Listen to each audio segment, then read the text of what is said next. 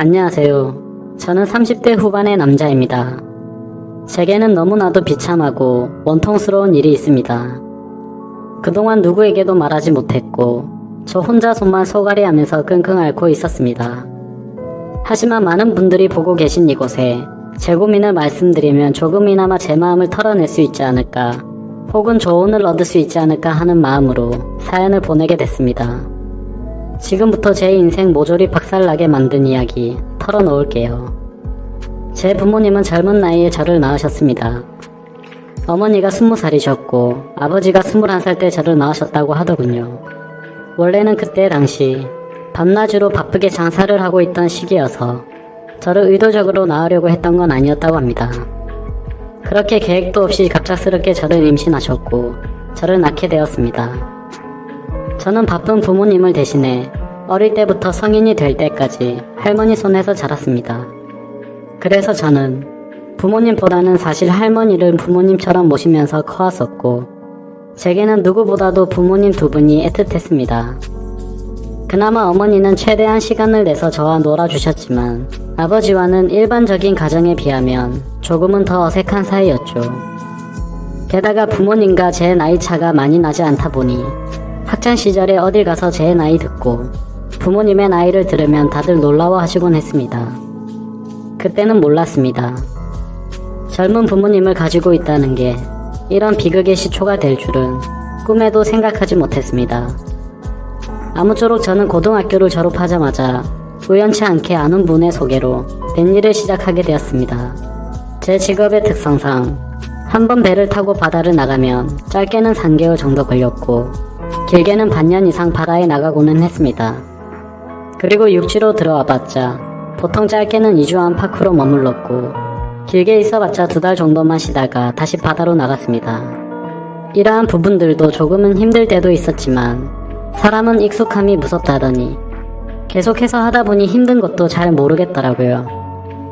그렇게 남들과는 다른 생활을 극복하면서 지내다 보니 어느새 제가 타는 배 안에서의 직급도 차츰 올라갔고 연봉도 대기업 연봉 부럽지 않게 벌어서 만족하고 있었습니다.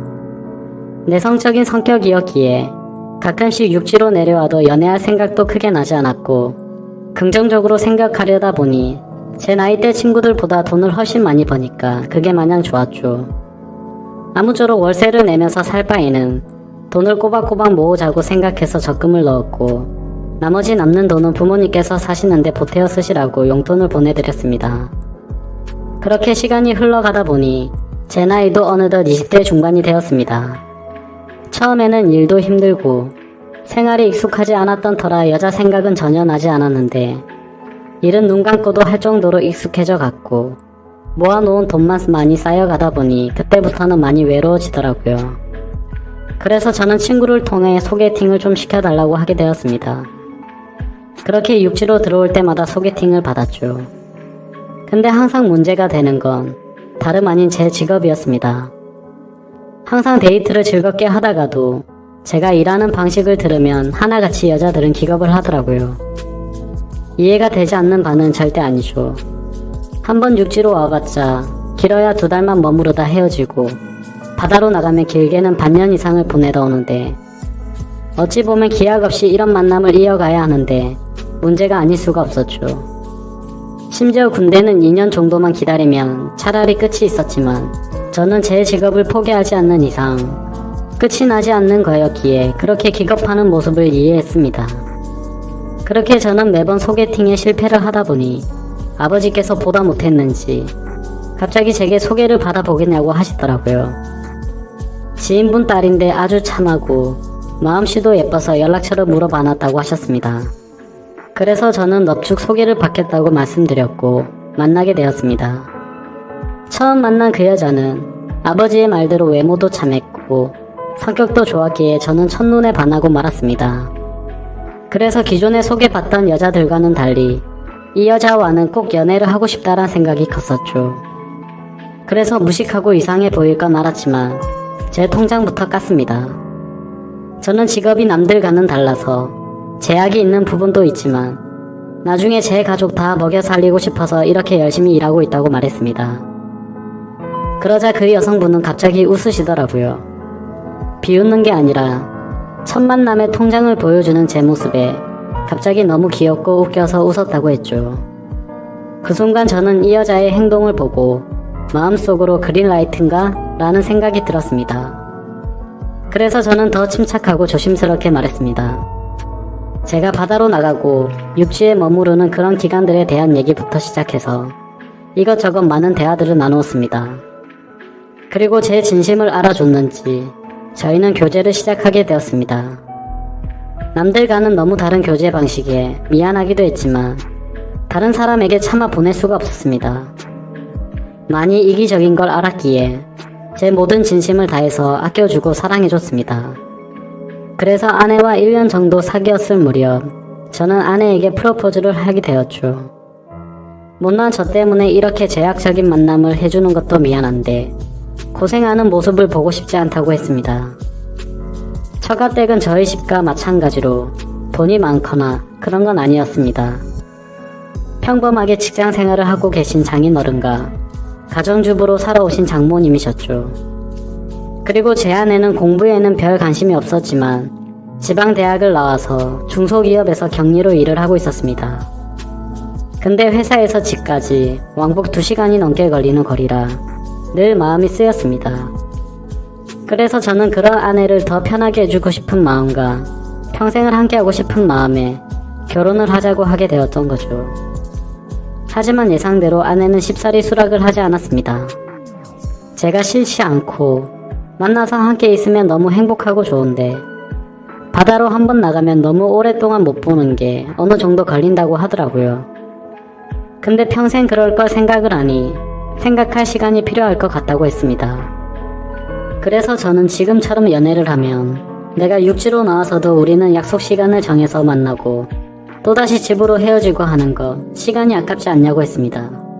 함께 같이 살면 조금이라도 더 오랫동안 계속 붙어 있는 게 좋지 않겠냐고 말했죠. 그리고 제 진심을 담아서 말했습니다.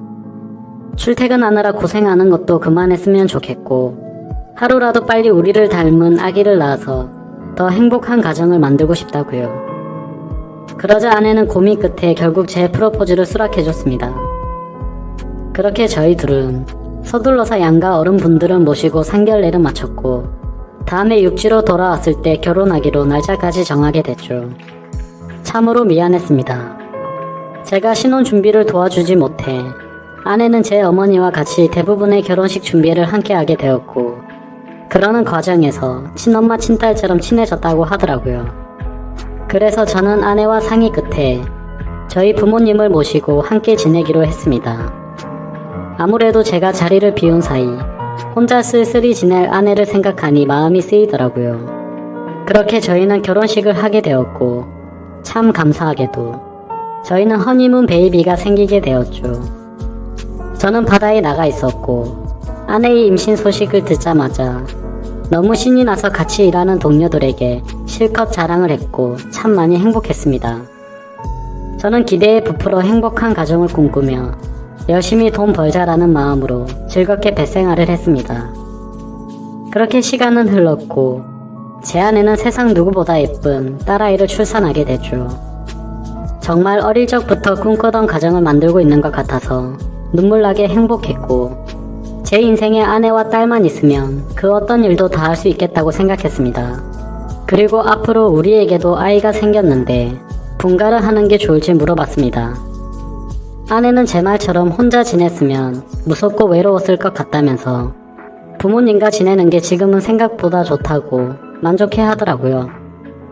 저희 부모님도 아내가 참 예쁘고 일도 잘해서 너무 사랑스럽다고 칭찬 일색이셨고 같이 지내면서 손주도 보면 좋을 것 같다고 하셨습니다. 그렇게 저는 모든 것이 다 완벽하다고 느끼고 있었습니다. 하지만 그 완벽한 날들은 오래 가지 못했습니다. 정말 슬프게도 제 어머니가 갑작스럽게 교통사고로 돌아가셨습니다. 길을 가다가 급히 무단횡단을 하시다가 달려오던 차에 치여서 세상을 떠나시게 된 거죠. 그때는 어머니를 잃은 슬픔에 잠겨 다른 생각들은 전혀 할 수가 없었습니다. 그로 인해서 앞으로 벌어질 비참한 비극은 생각조차 못했습니다. 어머니를 잃은 슬픔에 잠시 일을 쉬었고 저는 다시 저희 가정을 먹여 살리기 위해 다시 배를 타기 시작했습니다. 그래서 그날부터 저희 집에는 제 아버지와 아내, 그리고 딸아이만 있었죠. 어머니를 잃게 됐지만 아버지는 생각보다 괜찮으셨고 제 아내는 우울 증세가 올 정도로 많이 슬퍼했습니다. 친엄마처럼 따르고 지냈었기에 정말 많이 힘들어 하더라고요. 그래서 저는 아내가 걱정되어서 시간이 날 때마다 연락을 했고 아내는 걱정 말라며 괜찮게 지낸다며 시아버지 또한 잘 지내고 있다고 하더군요. 그런 모습에 저는 점점 아내의 우울 증세가 나아지고 있구나 하고 안심을 했습니다. 그렇게 제 어머니가 떠나가신 지 1년이란 시간이 지났습니다. 제가 다시 바다로 떠난 지 얼마 안 되어서 아내는 임신을 했다고 연락이 왔습니다. 그때도 첫 아이를 가졌을 때처럼 저는 정말 미친 듯이 기뻤습니다. 하늘나라로 가신 어머니가 저희 슬프게 지내지 말라고 선물로 아이를 보내줬다고 생각했습니다. 그날은 어머니 생각이 더 많이 나서 눈물로 밤을 지새웠던 것 같아요. 시간이 또 빠르게 흘러갔고 제 아내는 둘째로 사내 아이를 출산하게 됐습니다. 저는 제 어깨가 더 무거워졌지만 행복했습니다. 사랑하는 아내와 제 2명의 자식들을 위해서는 못할 게 없었으니까요. 이 세 사람을 제 인생의 축복이라고 생각하고 사명감을 갖고 더욱 열심히 살았습니다. 그런데 뭔가 이상한 점이 분명히 있었습니다. 제가 한 번씩 육지에 머무를 때를 생각해보면 아버지는 둘째 아들을 유독 좋아하셨습니다. 첫째 손녀를 낳았을 때는 보여주신 적 없던 모습들을 종종 보여주셔서 뭔가 이상했죠. 손녀 때는 그냥 좀 시큰둥하시던 분이 둘째는 너무 사랑스럽게 대하시기에 저는 단순히 딸이 아니라 사내아이라서 저렇게 좋아하시는 건가? 그렇게 생각을 했습니다. 그러던 어느 날 제 인생에서 가장 비참하고 충격적인 순간의 날이었습니다. 날씨가 좋지 않은 바람에 저희는 예정보다 일찍 하선을 하게 되었습니다. 그래서 깜짝 놀래켜주고 싶은 마음에 미리 연락 없이 즐거운 마음으로 집으로 향했죠. 그때 시간은 한창 아이들이 유치원에 가 있을 시간이었습니다. 저는 저를 보고 반가워할 아내를 상상하며 현관문 비밀번호를 누르고 들어갔습니다. 그런데 뭔가 느낌이 쎄하더군요. 문을 열자마자 뛰쳐나올 거라 생각했는데 아무 말도 없이 안방에서 인기척만 들리더군요. 설마 아내가 딴 남자와 불륜 짓을 하는 건가라는 생각에 극도로 심장이 쿵쾅거렸습니다. 불길한 예감을 안고 그대로 신발도 벗지 않은 채로 달려 들어가서 안방 문을 벌컥 열었습니다. 제 예상대로 아내는 바람을 피우고 있었습니다. 그런데 더 충격적인 건 진짜 상상조차 못한 그런 현장을 목격했기 때문이죠. 저는 아내가 바람을 피워서 다른 남자를 집안에 끌어들였구나 생각만 했지 그 바람난 상대가 제 아버지일 거라고는 상상조차 하지 못했습니다. 안방문을 여니 아버지와 아내는 다급하게 옷을 입고 있었고 저와 눈이 마주쳤는데 저는 정말 어떤 심정이 들었을까요? 너무 충격을 받은 저는 그 자리에서 주저앉았습니다. 생전 처음 알았습니다.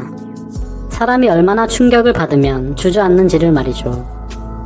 멍하니 넋없이 아무 말도 못하고 있었습니다. 옷을 다 입고는 아버지는 아무 말도 안하고 도망치듯이 집 밖으로 나가버리더군요. 그리고 제 아내는 옆으로 다가와서 미안하다며 한 번만 용서해달라고 빌고 있는데 그때 기분은 너무 불쾌해서 목소리조차 듣기가 싫더라고요. 아내는 제게 말했습니다. 시어머니가 돌아가시고 너무 우울해서 매일같이 슬펐다고. 근데 제가 옆에 없으니까 병원까지 다닐 정도로 심해졌답니다. 그렇게 외로움이 극에 달했을 때 아내는 시아버지와 매일같이 술을 마시게 됐고 어느덧 술 기운에 넘지 말아야 할 선을 넘게 되었고 그 이후로 자연스럽게 이런 관계가 됐다고 했습니다. 그래서 아내에게 언제부터 그랬냐고 물었습니다. 시어머니 돌아가시고 6개월 정도 지나서부터였다고 하더군요. 그 말을 듣자마자 저는 순간 불안한 생각이 스쳐 지나갔습니다. 왜냐하면 아버지가 둘째 아들만을 유독 특별하게 아끼던 모습들이 떠올랐기 때문이죠. 저는 앞뒤 가릴 것 없이 직설적으로 물었습니다. 둘째 아들이 내 아이 맞냐고 하니까 아내는 아무 말도 없이 고개를 숙이고 있더라고요. 제가 빨리 대답하라고 소리를 지르니까 아내는 미안하다며 그저 울기만 하더라고요. 니네가 짐승이지. 진정 사람이냐며 있는 힘껏 소리를 질렀습니다. 현관문이 열려 있어서 동네 사람들이 수군대면서 쳐다보고 지나가는데 그딴 건 전혀 눈에 들어오지도 않더군요. 저는 그 자리에 더 있다가는 정말 크게 사고를 칠 것 같아서 일단은 집 밖으로 뛰쳐나갔습니다. 어떻게 이런 일이 실제로 일어날 수가 있나 생각했고 그 충격은 절대로 쉽게 헤어나올 수가 없더군요. 그래서 며칠 동안 술을 마시고 모든 연락을 끊고 있었습니다. 근데 현실적으로 생각을 해봤습니다. 이혼을 한다고 하더라도 제가 현실적으로 아이를 혼자 키울 수도 없는 상태였고 그렇다고 배운 게 이것밖인데 직장을 그만둘 수도 없다고 생각했습니다. 게다가 상간남이 무려 제 친아버지입니다. 사실 지금도 아버지라고 적지만 그런 관계라는 게 역겨울 뿐입니다. 아무튼 아버지라는 그 인간은 그날 집 밖으로 나가고 주랭랑을 쳤는지 그날 이후로는 단 한 번도 보지 못했죠. 아무쪼록 현실적인 문제들을 안고 집으로 돌아갔습니다. 아내는 저에게 무릎을 꿇고 빌었습니다. 제발 한 번만 용서해달라며 시아버지와 그러한 사실들이 동네방네 밝혀지면 자신은 도저히 살아갈 자신이 없다고 하더군요. 두 번 다시 이런 일은 없을 테니까 용서해달라고 빌었고 현실적으로 제가 어떻게 할 방법이 없으니 그냥 대충 알겠다고 말했습니다. 사실 그날 이후로 말도 잘 섞지 않았습니다. 말만 용서를 한다고 한 거지 어떻게 용서가 될까요? 아무튼 이제는 제 아들인지 알았던 그 아이는 아들인지 형제인지 알 수가 없는 개족보가 되었습니다. 하지만 아무리 억지로 테이프질을 한다고 이게 메워질까요? 그날 이후 저는 의처증이 걸린 것 같았습니다. 하루라도 아내와 연락이 안 되면 극도로 불안해지고 초조해져서 미쳐버릴 것 같더라고요. 그래서 그때부터는 제 생활은 엉망진창이 되었고 일상이 파괴되다시피 했습니다. 배를 타고 나가서도 일도 손에 안 잡히고 그때의 역겨운 상상들이 떠오르고 도저히 버틸 수가 없겠더라고요. 결국 끝내 저는 정신과까지 다니면서 약을 먹고 치료를 받았죠. 병명은 공황장애와 폐쇄공포증까지 겹쳐서 생겼다고 하더라고요. 그래서 저는 그날 이후 제가 애착심을 갖고 일하던 뱃일을 그만둘 수밖에 없었습니다. 그렇게 결국 뱃일을 그만두고 먹고는 살아야 했기에 관련 업종의 직업에 취직하게 됐고 예전과는 비교도 안 되는 부족한 월급을 받으면서 집으로 들어가 살게 되었습니다. 하지만 지금 생각해보면 제 스스로도 이상하다고 느낄 만큼이나 정신적인 압박이 심했던 것 같습니다. 아내와는 하루가 멀다 하고 매일같이 싸우기 바빴습니다. 그리고 제정신을 유지하는 게 싫어서 퇴근하면 항상 술을 취할 때까지 마셔댔죠. 그런 관계를 지속해오다 보니 결국 아내도 참고 참다가 결국 이혼을 하게 되었습니다. 아이들은 아내가 데리고 살기로 했고 저는 너무 괘씸한 아내에게 양육비는 1년치만 주겠다고 했더니 아내는 아무 말도 하지를 못하더라고요. 그렇게 저희는 이혼을 하게 되었고 벌써 2년이라는 시간이 지났습니다. 한때는 아버지였던 그 인간은 혹시나 아내한테 찾아가는 거 아닌가 싶어서 몰래 아내를 뒤따라 다녀보기도 했지만 그런 건 아닌 것 같았습니다. 이제는 그 인간이 죽었다고 하더라도 전혀 슬플 것 같지도 않고 평생 보고 싶다는 생각이 단 0.1%도 없습니다. 요즘에는 알고 보니 제 아내였던 사람은 아이들을 키우느라 일을 하는데 형편이 너무 어려워서 말이 아니라고 하더군요. 지금은 시간이 지나가다 보니 조금은 신경이 쓰이기도 하고 이렇게 제가 행복하게 생각했던 가정이 무참히 끝나버리는 게 맞나 싶기도 합니다. 그런데 그런 생각이 들면서도 제 아버지라는 인간과 바람을 폈던 아내를 죽을 때까지 잊을 수가 없을 텐데 섣불리 판단하는 게 절대로 안 되네요. 여러분들이라면 어떻게 하실 것 같나요? 저보다 인생 경험도 많으시고 훌륭한 분들이 많으실 것 같아서 여쭤보고 싶습니다. 댓글로 생각을 남겨주시면 제가 어떻게 결정할지 큰 도움이 될 것 같습니다. 감사합니다.